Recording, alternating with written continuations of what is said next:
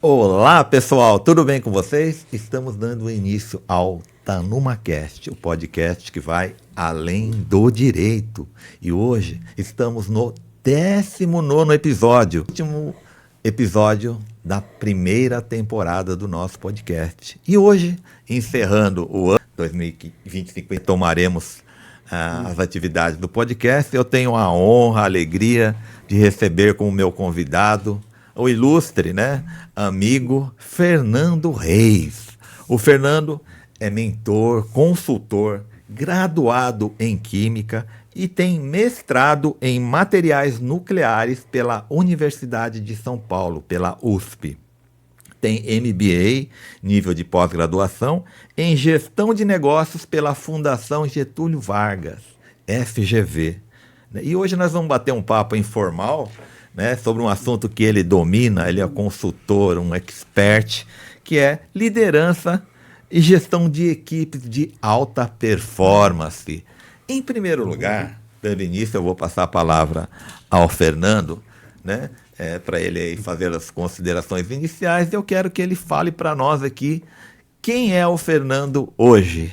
Ô Nelson, primeiro, obrigado pelo convite, para mim foi uma grande alegria a gente voltar assim, encontrar, A gente, há 5 anos, fizemos alguns projetos em conjunto, Com certeza. Que foi muito bacana. Geração de vencedores. Geração de vencedores, e para mim é uma grande alegria retomar a conversa contigo. Bem, eu sou Fernando, eu gosto sempre de me apresentar como sou esposo da Débora, pai da Rafaela, uma princesa de 12 anos, sensacional, e que me enche muito de orgulho. E eu gosto sempre de falar primeiro da parte pessoal mesmo, porque quando a gente fala de liderança, no fim do dia é sobre pessoas.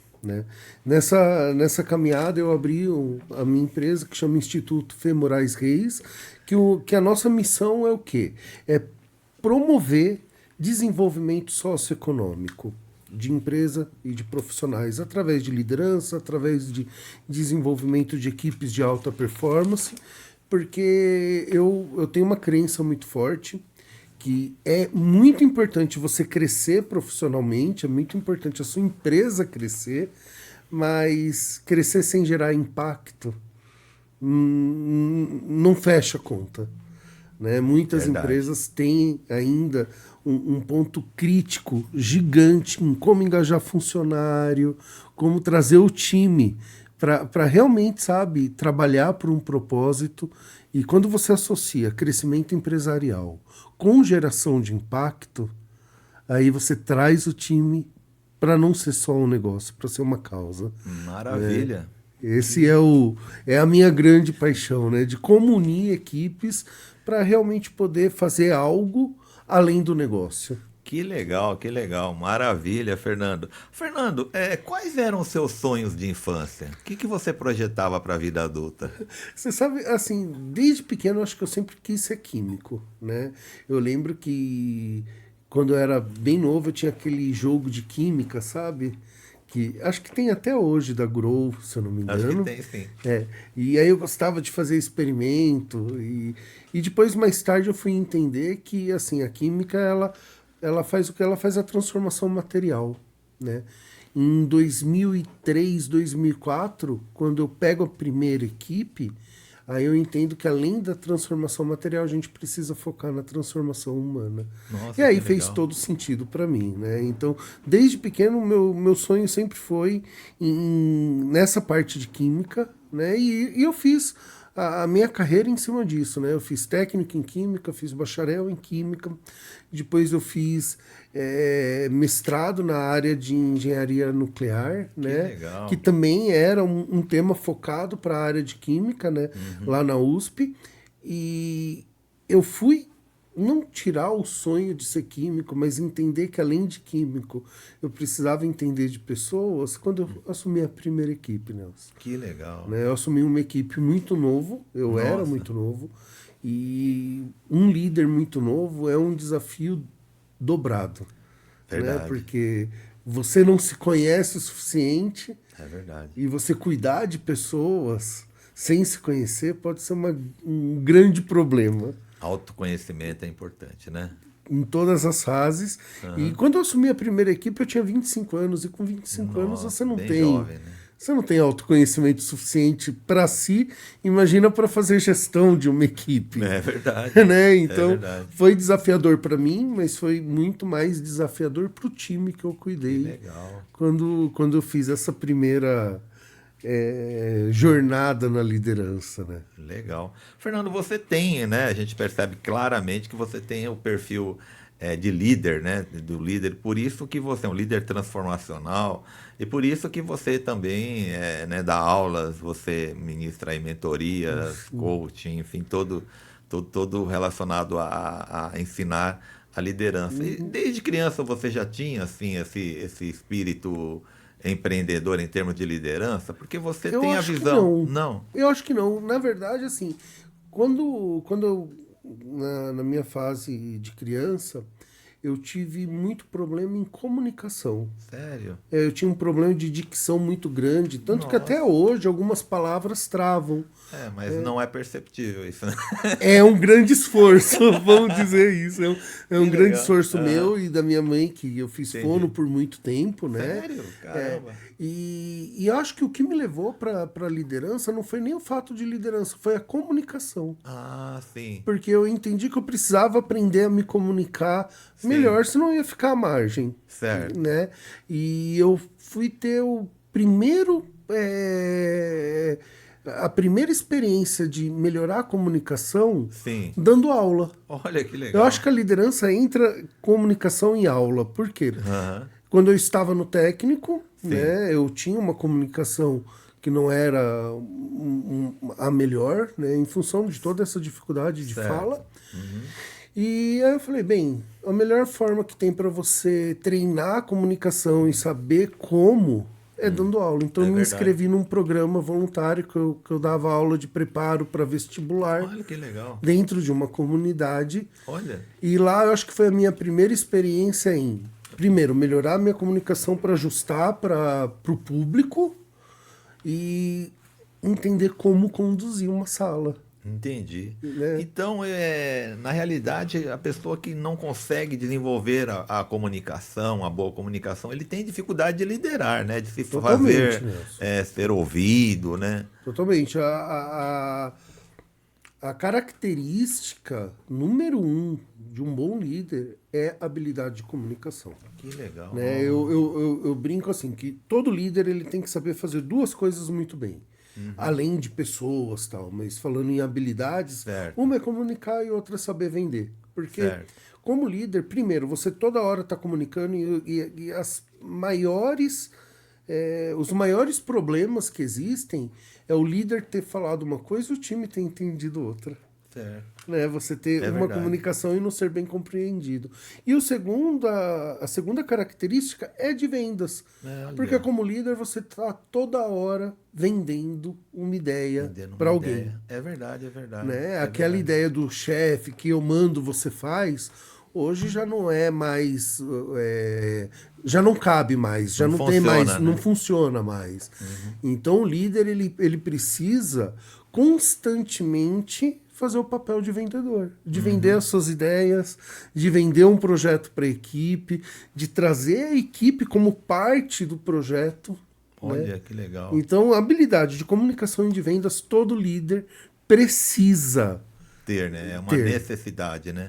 E o bom é que dá para desenvolver isso. Olha que legal. Essa parte de você falar dá para desenvolver é muito interessante, né? Porque tem gente que acha que já nasce se comunicando mal, acha que não tem espírito assim, não tem aquele, né, o espírito de liderança dentro de si, o que não é, não dá para dá para se aprender, Totalmente. né? Ah, eu, tá. eu, eu sou prova disso, Nelson. Porque Olha. assim, ó, eu sou uma pessoa introvertida, né? Eu não sou... quando eu vou numa festa, eu não sou o cara que fala... Em 5 minutos tem amizade com todo mundo, sabe? Eu eu sou mais também. introvertido. Então, se você pegar introvertido, com dificuldade de fala, de pronúncia às vezes, Aham, tem tudo para não ser um bom orador. aham, Né? entendi. E a hora que você treina Sim. isso, A hora que você usa técnicas para isso, Certo. aí realmente você entende que é treinável, como toda habilidade. Toda habilidade você pode treinar, Verdade. né? Comunicação você pode treinar, vendas você pode treinar, liderança você pode e deve treinar, né? Tem líderes natos? Claro que tem. Mas os melhores líderes que eu conheço são grandes estudiosos É verdade. de liderança e de pessoas. Que Né? legal, Fernando. E onde você acha assim que é o melhor espaço para a pessoa treinar a comunicação, além de necessariamente fazer um curso de oratória e comunicação? Seria dando aula, junto com os colegas de trabalho, na escola, desde a escola já é possível? Eu sou apaixonado pelo mundo acadêmico, então eu sempre Sim. vou falar que sala de aula é o melhor para tudo. Né? Porque. Não, imagina, veja. A minha primeira experiência dando aula era uma molecada de 16 anos, mais ou menos. Sim. Você chamar a atenção para ele. Eu dava aula de química para eles. Você chamar a atenção deles para uma matéria que não é talvez a mais querida ou a mais popular. Né? Verdade.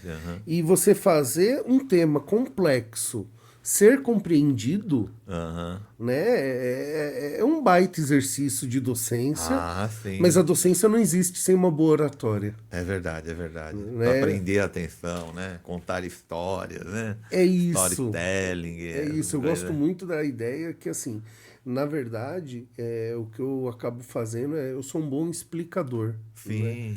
Porque eu gosto de pegar temas que são complicados, mastigar e deixar ele fácil, sabe? Para isso é importante. todos digerirem. Isso é uma capacidade, uma competência de quem é técnico e quem tem a metodologia pedagógica como um princípio, né? Para ensinar bem, para se fazer entender, né? Porque eu acho que a gente precisa se fazer entender, né? E em relação às vendas, eu vi assistindo um vídeo de um consultor, ele disse assim, que eu achei interessante, né? Eu gravei para mim, ele falou que a única profissão que existe é a profissão de vendedor. Sensacional, eu adorei isso. Legal. E é isso mesmo, porque assim, você começa em casa já, né? Você acorda dando bom dia vendendo alguma coisa, né? Então, pessoas que têm dificuldade em vender, têm uma dificuldade na carreira, em convívio, em tudo. Né? Você pega os grandes empresários brasileiros, muitos são bons empresários, por quê? Porque são ótimos vendedores. Verdade, verdade. Vendem, que você disse, vendem ideias, né? Não Vende só ideia, produtos ou serviços. claro. A gente sempre está vendendo o tempo todo, né? E, como você disse, usando a boa comunicação, né? Essa, para mim, era uma das matérias que tinha que ter na escola. Também acho. Sabe? Na escola tinha que ter a parte financeira, Finanças pessoais. finanças pessoais, tinha que ter empreendedorismo, Também acho. tinha que ter vendas Comunicação, e oratória. comunicação. Olha, é Né? verdade. São 4 matérias que toda escola deveria ter desde pequeno. Verdade. Desde pequeno, porque depois de adulto, a forma de aprendizado, você sabe, muda. Muda. E na criança você tem a possibilidade de colocar isso de uma forma muito natural. Verdade. E a criança começa a sentir que isso é mais natural, esse aprendizado conforme ela vai crescendo, coisa que não acontece, né? As pessoas hoje ainda têm, eu acho que o ensino fundamental e médio se afasta, ele está um pouco distante da realidade do dia a dia que ele vai enfrentar no mundo do trabalho, no mundo corporativo, ou no mundo, ou ele mesmo que ele seja um empreendedor, né, que ele faça aí, monte um negócio próprio, fica difícil. Todos esses pré-requisitos são extremamente importantes, né? E aí com isso a gente consegue gerar uma transformação que eu acredito que tem que ser da base, porque assim, uma coisa que eu penso, tá? A gente tem que tirar essa síndrome de cachorro vira-lata que ainda existe, sabe? Porque você pega, o brasileiro é bom pra caramba. E ele tem muito, né, muito preconceito de si mesmo, né? Tem muito autoestima preconceito, baixa. Autoestima muito baixa. E não é por aí, né, Fernando? Não é. Você pega, por exemplo, outros países. Teve um tempo que eu respondia para matriz nos Estados Unidos. Certo. Era incrível que você ouvia estagiário falando, parecia que era o diretor da empresa. Nossa. Sabe? Com um grau de empoderamento, de se vendendo, não de forma super valorizada, mas falando o que você faz. E é muito comum, Nelson, por exemplo, quando você vai para a empresa, você vê verdadeiros gênios que ninguém sabe o que o cara faz. Verdade. Né? E É aí verdade. eu gosto sempre, eu até acabo brincando assim, por que você come ovo de galinha e não come ovo de pata? Né? Porque as duas colocam ovo. Sim. O ovo de pata é maior do que o de galinha. É Tem verdade. mais nutriente do que o ovo de Aham. galinha. É verdade. E por que você não come o de pata e come mais o de galinha? Porque a galinha, quando coloca ovo, ela faz um escândalo. É verdade. Né? Ela É. sai Fica. cacarejando, Cacarejando, né? cacarejando, ela conta pra todo mundo que fez. É verdade. E a pata não. Aham. Né? Então, assim, e isso a gente trabalha muito em liderança. Não basta você ser bom, você tem que deixar que as pessoas saibam o quanto você é bom.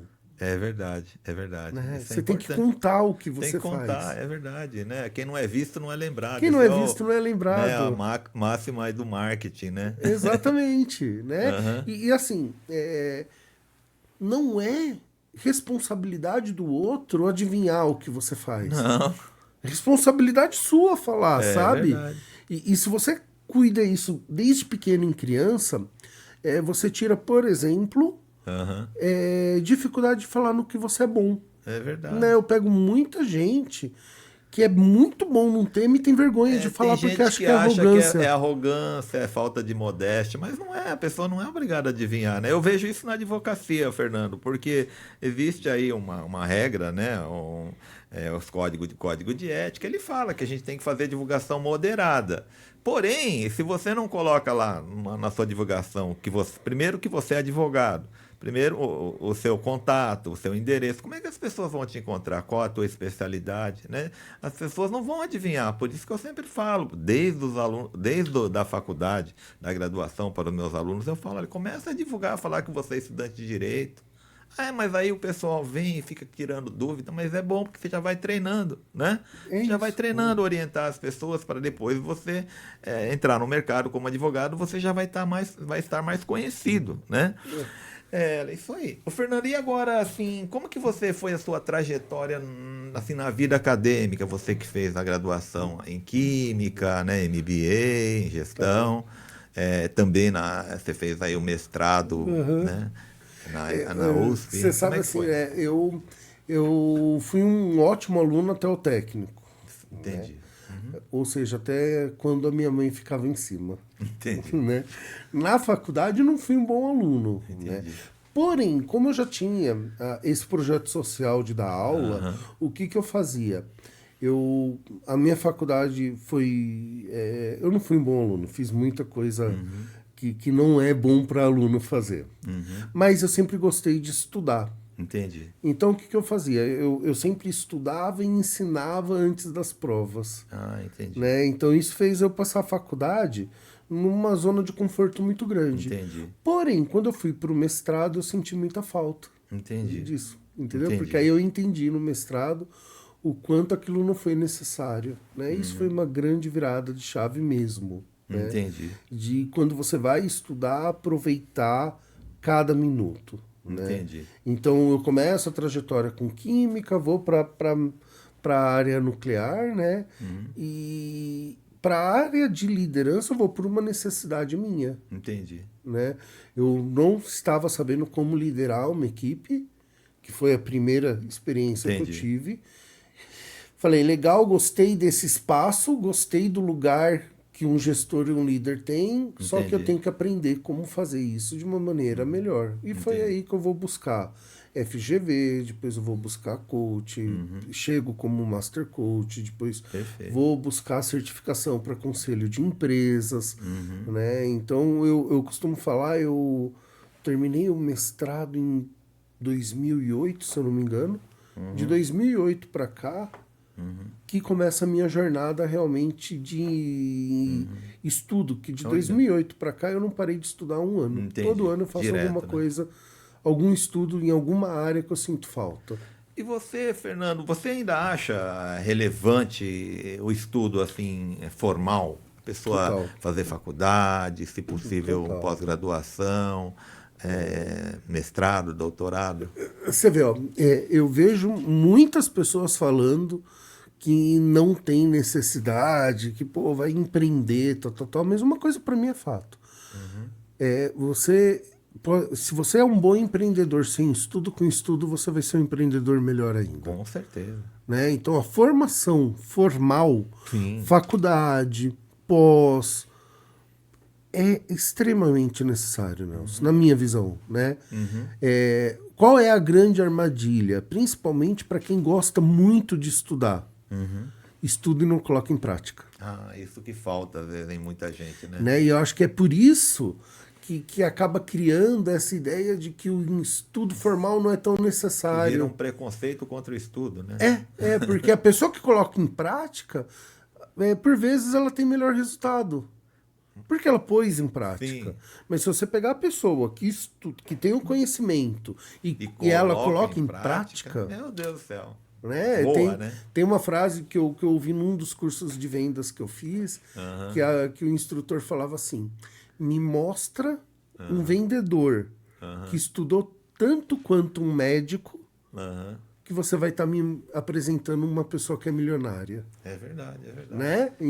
E é bem isso mesmo. Por esse exemplo, eu daria um amigo que hoje ele tem uma das maiores empresas assim ele representa a Roche, né? Tá. E ele fez química, engenheiro químico, né? Sim. Mas ele também gosta muito de vendas, né?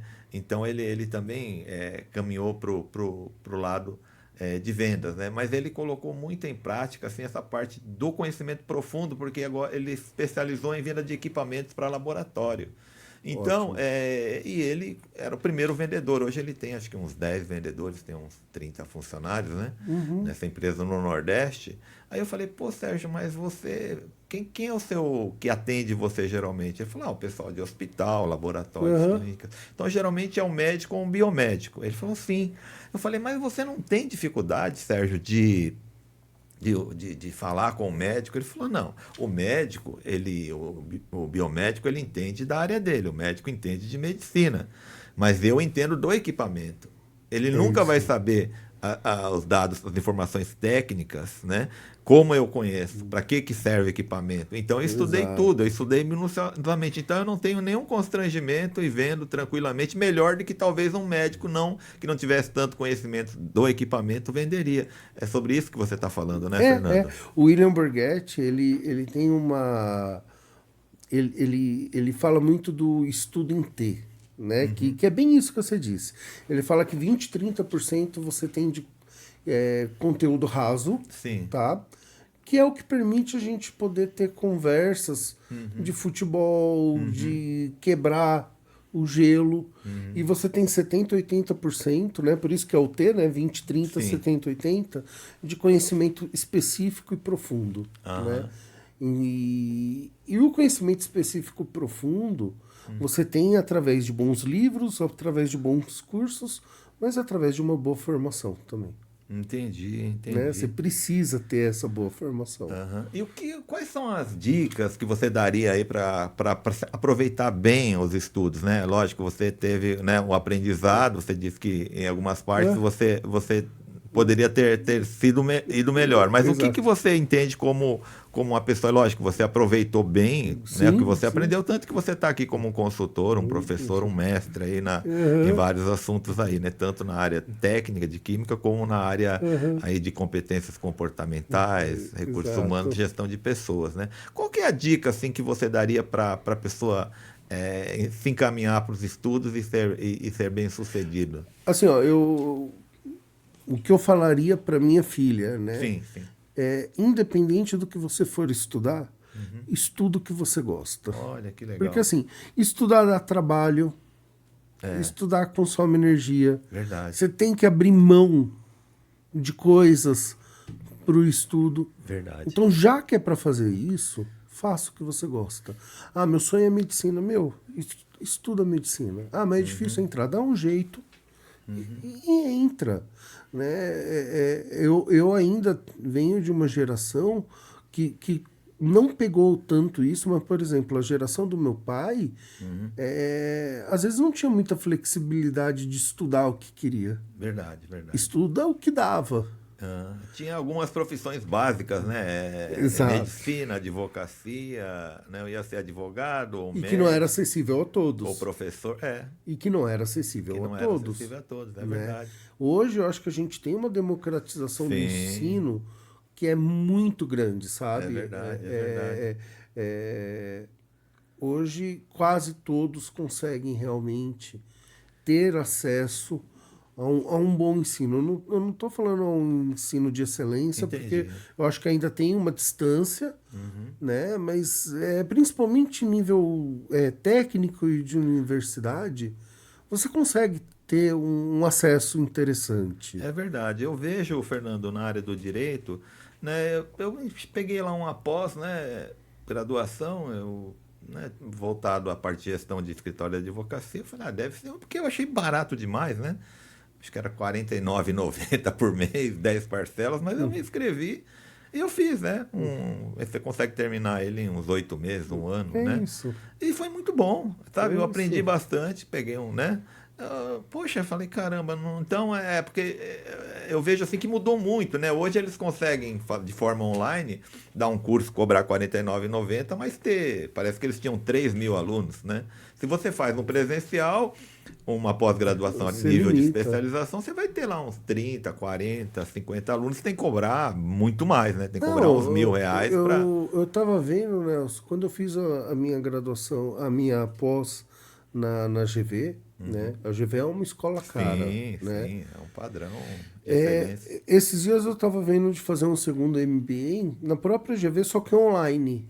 Tipo, 1/10 do valor que eu Nossa, você paguei. vê que diferença? Então, assim, mas eu não tô falando que é fácil, Sim, né? Porque a gente sabe que para a realidade brasileira, qualquer 500, R$ 600 é uma sim, diferença gigantesca. gigantesca, Mas gigantesca. isso é um investimento que retorna muitas É vezes. verdade, é Né? verdade. Meu pai e minha mãe sempre falavam assim que ensino é a única coisa que nunca ninguém vai tirar de você.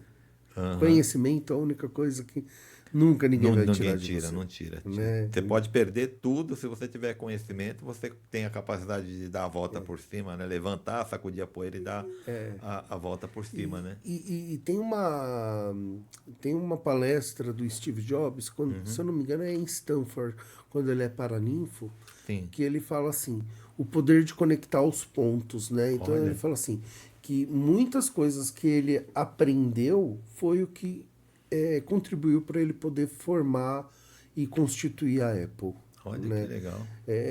Uma coisa que você está estudando e aprendendo hoje, muitas vezes você não tem clareza de onde você vai usar.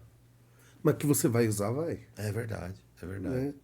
É E aí verdade. a hora que você olha para trás, você fala, é por isso, por isso, por isso, né? Aí você conecta os pontos de verdade, né? Porque você vai utilizar. Né? Então, assim, estuda o que você gosta e não perde a oportunidade, sabe? Tenha Legal. chance, faça, porque hoje eu vejo que tem uma democratização muito grande para quem quer estudar, consegue dar um jeito. Né? E Consegue. hoje tem muitos cursos até que o governo proporciona uma gratuidade, né? Eu vejo a Exato. Univesp, né? Você, enfim, tem alternativas além da USP, que já é mais difícil de entrar, PUC, Exato. né? Unesp, né? Ou as federais têm opções mais econômicas ou até gratuitas, né? Gratuitas assim, né? Não existe almoço grátis, mas que é mantido pelo Não existe dinheiro nada público, né? gratuito, Pelo né? nosso impostos que nós pagamos, né? Isso é Exato. muito importante. Ô, Fernando, o pessoal ainda hoje fala-se que você que entende de pessoas, né, de liderança e liderança está relacionada a conexões pessoais, que diz assim que as pessoas são contratadas hoje ainda por questões técnicas, mas via de regra eles são demitidas por carência de problemas comportamentais, Total. falta de competências comportamentais, né, das soft skills. O que você diria aí, você que está no mundo Assim, empresarial? as pessoas realmente elas são contratadas por competências técnicas, né? E tem uma frase que eu gosto muito de usar antes de você saber se a pessoa é confiável mesmo, você tem que passar um grande problema com ela. Entendi, Né? Antes você tem que comer um saco de sal. Né? entendi. Por quê? Porque na hora da dificuldade, na hora do problema, que toda essa parte comportamental vai aflorar. Né? Entendi. E eu concordo com isso, né? Boa parte é demitida assim pelo comportamento. Só que aí eu gosto de fazer um contraponto. Entendi. Porque assim, o comportamento ele tem muito a ver com cultura de empresa. Entendi. Então, você ser demitido por falta de um comportamento X não significa que você é ruim. Entendi. Só significa que o seu comportamento não está mais alinhado com a cultura da empresa. Entendi. Eu gosto de tirar esse peso, né? Porque quando eu ouço essa frase, eu concordo, eu só coloco uma vírgula depois, que é o quê? Dá a impressão que todo mundo que é demitido são pessoas que não têm comportamento emocional. Entendi. E não, né? Às vezes, eu vou dar um exemplo. Imagina que você trabalha numa empresa pequena, que preza inovação, que preza não ter formalidade, você tem um comportamento adequado para aquilo. Aí vem uma multinacional totalmente engessada, compra essa empresa e o novo comportamento esperado é mais formalidade, é mais processo, é mais planejamento, que você não tinha esses comportamentos iniciais. Entendi. Significa que o seu comportamento, seu soft skill é ruim? Não, só significa que o soft skill que você tem não tem congruência com a cultura da empresa. Entendi. Eu gosto sempre de fazer essa ressalva, porque eu vejo um pouco de crueldade, sabe, nessa frase de a pessoa é demitida por causa do soft skill, então tipo, putz, a pessoa é meio descompensada. E não é isso. Não é isso, né? Só que o que ele tem de comportamento às vezes é diferente do novo comportamento esperado. Você quer dizer assim que ele poderia, numa outra cultura, outro tipo de cultura empresarial, ele se adaptar e ser bem-sucedido? Exatamente, porque assim, ó, vamos lá. Uma pessoa que trabalha numa startup tem que ter um comportamento diferente do que uma pessoa que trabalha, de repente, no Tribunal de Contas. Concorda? É verdade, claro. Né? Ou no E judiciário, né? No judiciário. Você pegar um cara de uma startup e colocar no Tribunal de Contas, que às vezes até vai só pelo salário, pô, bacana, mas vai ser um cara infeliz. Vai ter que trabalhar de paletó e gravata. Que vai falar, putz, eu queria estar trabalhando de bermuda, de não sei o chinelão. quê, né? Num ambiente mais descontraído, com menos regras, Verdade, né? verdade. Então, eu penso que a gente sempre tem que fazer um contraponto de qual é o comportamento que o ambiente espera. Porque esse comportamento vai falar se você é adequado ou não. Entendi. E o comportamento das empresas, o ambiente das empresas, a cultura das empresas mudam com o tempo. É verdade. Né? Porque tudo muda. Mas ela é impositiva, né, em relação ao comportamento dos funcionários, né? Já acaba Sim, sendo, né? claro. Quem contrata não é só a empresa, quem contrata também. Contrata, Você tem um pequeno escritório. São os seus valores que permeiam o Verdade, escritório. verdade. Você tem uma vendinha. Verdade. Você tem um supermercado no bairro. O dono. É os valores do dono que permeia. Verdade. E aí, com base no juízo de valores da cabeça do dono, ele julga se é bom ou não. Entendi. Né? Porque, Nelson, a gente sempre enxerga as pessoas através do óculos que nós usamos. É verdade. Né? Quando tem alguém que me incomoda, na verdade, essa pessoa que me incomoda só tá mexendo num valor meu que é inegociável. Entendi. Né? Entendi. E cultura de empresa é a mesma coisa, acaba sendo totalmente impositivo. A adaptação é importante, né? Inclusive o Peter Drucker, né, o pai da administração moderna, que por curiosidade a graduação dele é direito, né? Eu não sabia. A única graduação que ele fez foi direito, depois fez diversas outras mestrado, doutorado, pós-doc. Ele diz assim que a cultura devora a estratégia no café da manhã. A cultura devora a estratégia no não café adianta da manhã. ter uma boa estratégia se a cultura não está aliada à estratégia, né? E aí vem a habilidade do líder saber comunicar. Sim, olha. Porque a cultura é da comunicação. É verdade. Né? É muito comum, né? Teve uma equipe que eu peguei faz uns 5 anos, tá? Que frequentemente eu falava assim, me falem se o que eu digo reflete o que eu faço. Né? Porque muitas vezes a pessoa está falando uma coisa, mas a comunicação não verbal dela, que são as É verdade. atitudes, postura corporal, tudo, tá dizendo outra. Aham. Né? E o que o Peter Drucker fala falava, né? É sensacional, né? A cultura devora a estratégia no café da manhã. E é mesmo, você É pode ter o verdade. plano perfeito, É verdade. se a cultura não comprar aquele plano, não vai ser adianta executado. ser a cúpula, né, da empresa não abraçar a ideia, né? Não, Não né, vai ser. não adotar a ideia, não funciona, né? É. Então, em relação à cultura, em relação, você entende que toda empresa, de alguma maneira, para que ela se dê bem, ela tem que usar a boa comunicação. A cultura, aliás, a pergunta que eu quero fazer, a cultura, ela é criada pela comunicação?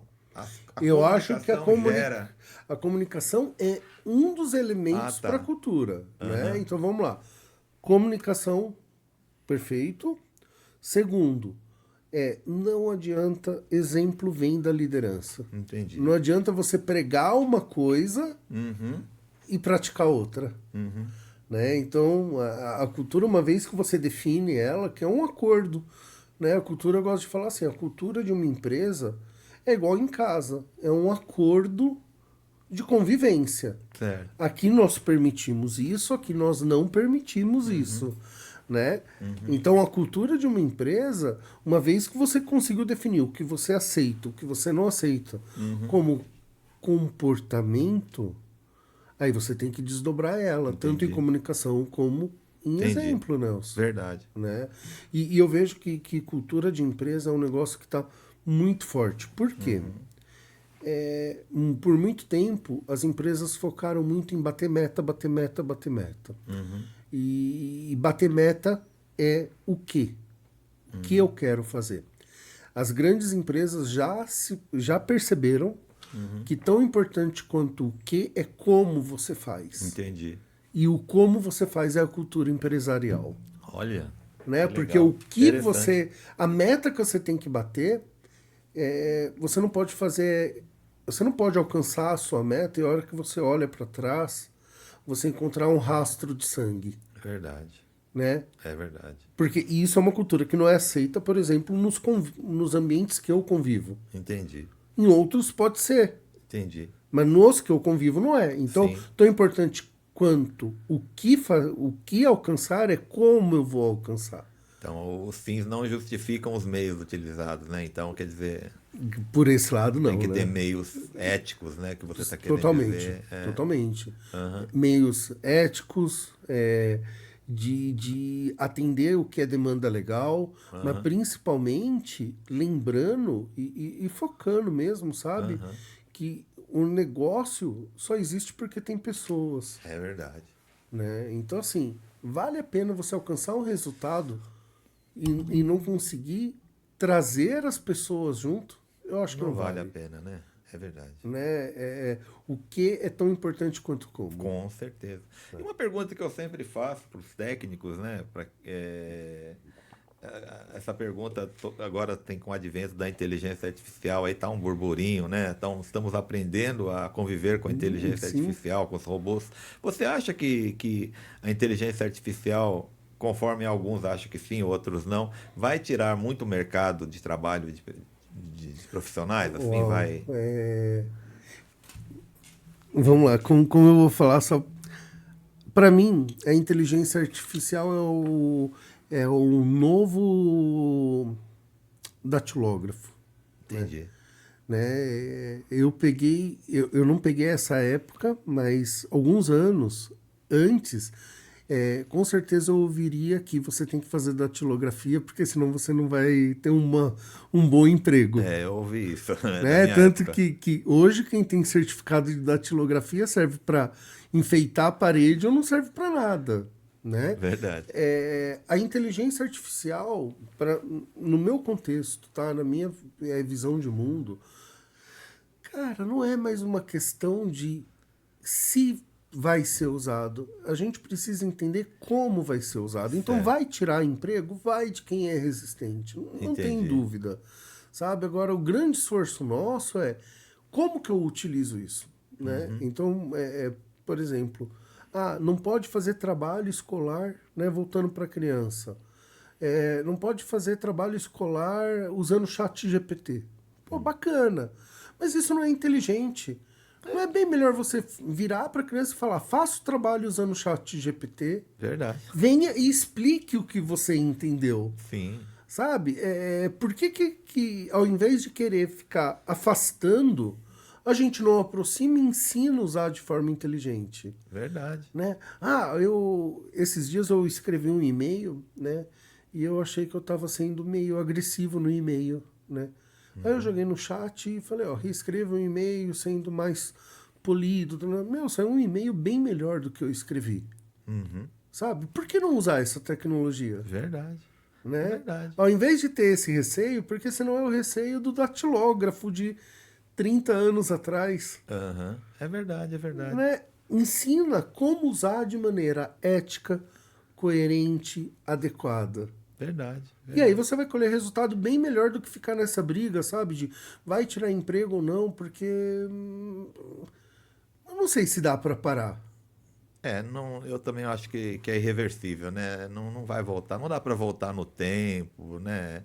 E outra, eu tenho uma experiência assim prática, eu tenho usado bastante o chat GPT, o 4 Sim. no meu escritório, e eu e o advogado e a bacharel que trabalha comigo, a gente tem economizado bastante tempo, ajuda a gente a fazer o esqueleto das peças processuais, petição, recursos, e lógico, aí depois tem a intervenção humana, a supervisão nossa, né? Exato. Inclusive a gente cria etapas, né?